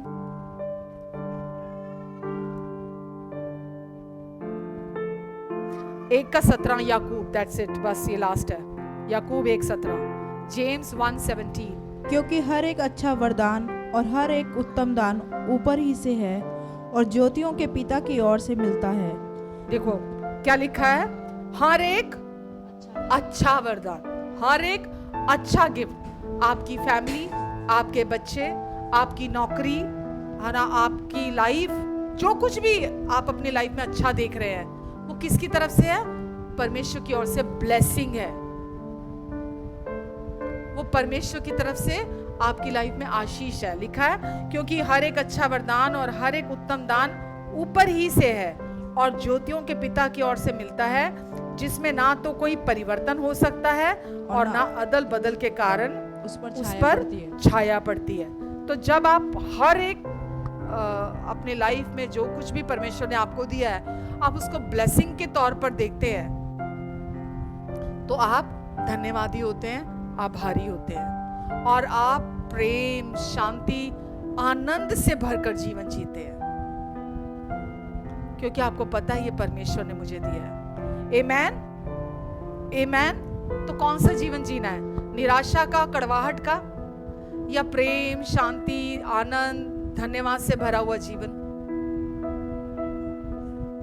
तो अपनी फैमिली को, अपने सुख सुविधाएं जो आपको परमेश्वर ने दी है, चाहे धन संपत्ति, है ना, चीजें, कुछ भी दिया है, उसको ये समझते हुए कि परमेश्वर की ओर से उन्होंने मुझे दिया है, तो आप हर समय धन्यवादी होंगे। परमेश्वर से प्रार्थना किया करें। वो धन्यवादी व्यक्ति महान दरवाजे खोलता अपने जीवन में। सच बता रही हूं, जो आभारी है वो अपने जीवन में महान दरवाजों को खोलता है, और जो कुड़कुड़ाने वाला है, जो कंप्लेन करने वाला है, जो हमेशा निराशा में रहेगा, चिड़चिड़ करता रहेगा, वो उन अच्छे दरवाजों को, ब्लेसिंग्स के दरवाजों को अपनी लाइफ में बंद कर देता है। तो परमेश्वर चाहते हैं जैसे हमने शुरुआत की थी, हम उसी में बने रहें। विश्वास से, अनुग्रह के द्वारा हमारा उद्धार हुआ है। धर्मी जन सिर्फ विश्वास से जिंदा रहेगा। Jesus plus anything is zero. परमेश्वर को आपसे कुछ नहीं चाहिए, आपका कुछ नहीं चाहिए। वो कहते हैं केवल जो यीशु ने क्रूस पर पूरा कर दिया, आपकी लाइफ में जो मैं ब्लेसिंग्स की बात कर रही हूं ना, वो यीशु के क्रूस पर पूरा हुए काम की वजह से है। फॉर ग्रांटेड मत लीजिए उसको। जो कुछ परमेश्वर ने आपको दिया है, यीशु के बलिदान की वजह से, जो यीशु ने क्रूस पर पूरा कर दिया, उसकी वजह से है। आप हर टाइम आंसुओं से भरे रहेंगे, इतने आभारी दिल जिसको बोलते हैं ना, ग्रैटिट्यूड से भरा हुआ दिल। आप हर टाइम मतलब आनंद से और शांति से भरे रहेंगे। जब आप देखेंगे ना अपने इर्द गिर्द ब्लेसिंग्स को, जो हर एक अच्छा वरदान ज्योतियों के पिता की तरफ से आता है, आप हमेशा खुश रहेंगे और दूसरों के लिए भी आप गवाही बनेंगे। आमेन। यहीं रुकती हूं। कुछ सीखा? यीशु ने आपके लिए कोई काम बाकी नहीं छोड़ा, सब कुछ क्रूस पर पूरा कर दिया। जिस अनुग्रह ने आपका उद्धार कराया था, वो अनुग्रह ही आपको लिए चलता है। वो अनमेरिटेड है, वो कमाया नहीं जा सकता, खरीदा नहीं जा सकता, वो केवल रिसीव किया जा सकता है। आमेन। हर सिचुएशन के लिए। बहुत सारी बातें आज आपने सुनी है, इस वचन को फिर से बार बार सुनिएगा, परमेश्वर आपको बहुत ब्लेस करेंगे। आमेन। आइए प्रार्थना करते हैं।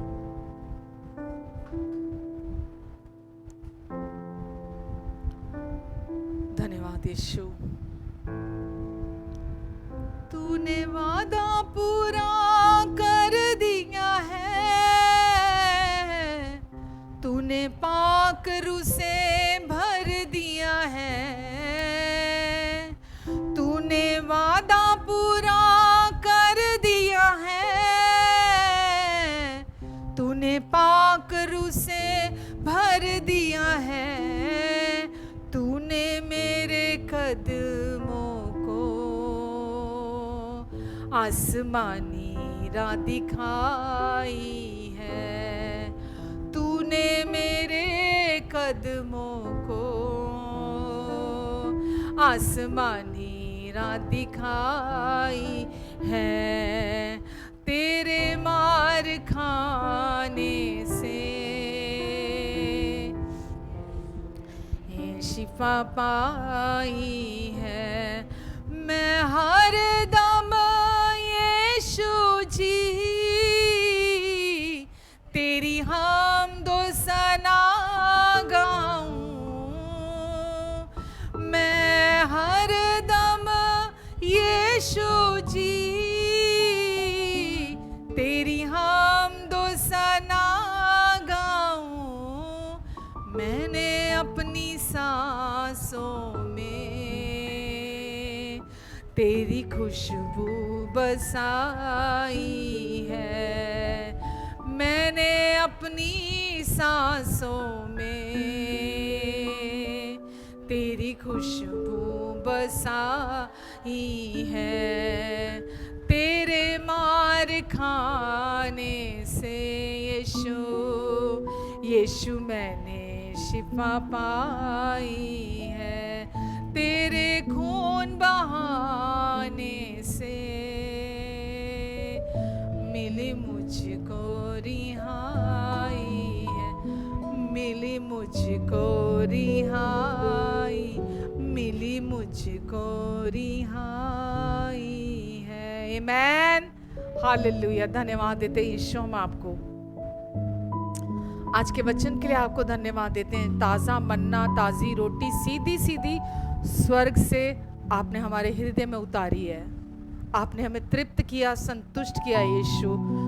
हम आपको धन्यवाद देते हैं, धन्यवाद देते हैं आपकी भलाइयों के लिए, अनगिनत भलाइयों के लिए।